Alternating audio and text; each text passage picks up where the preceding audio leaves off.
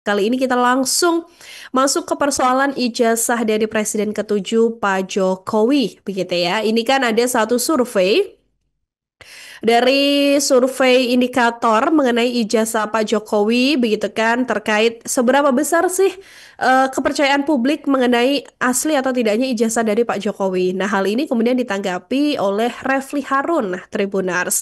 Pakar hukum tata negara ini mengkritik hasil survei indikator politik Indonesia mengenai kepercayaan masyarakat terhadap keabsahan ijazah milik mantan presiden kita.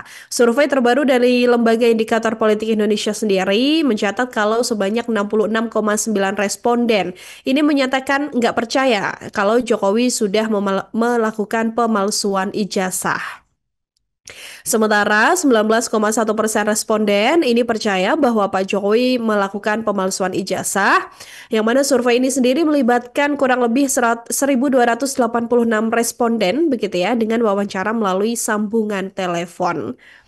Dari survei inilah diketahui bahwa 75,9% responden ini mengetahui soal kasus dugaan ijazah palsu dari Pak Jokowi. Nah, mengenai hal ini, Refli Harun mengaku tetap menghormati Tribuners, tapi dia kemudian melontarkan kritikan dengan melihat beberapa aspek, misalnya sumber dana dan motif di balik survei tersebut. Hal ini disampaikan Refli Harun dalam sebuah wawancara, begitu ya, karena menurutnya jika sumber dana survei ini berkaitan atau berasal dari yang bersangkutan, maka dalam hal ini Pak Jokowi, hasil survei tersebut tidak bisa dipercaya, begitu. Lalu Refli Harun ini juga mempertanyakan motif dari survei ini sebab belakangan banyak pihak yang dibayar untuk mengampanyekan bahwa ijazah Pak Jokowi ini asli, begitu ya.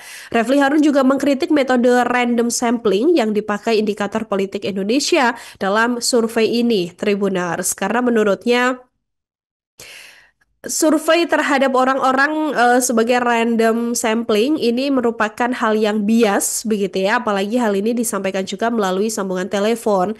Refli Harun ini mengkritik bentuk pertanyaan pada survei yang menurutnya terlalu kuat.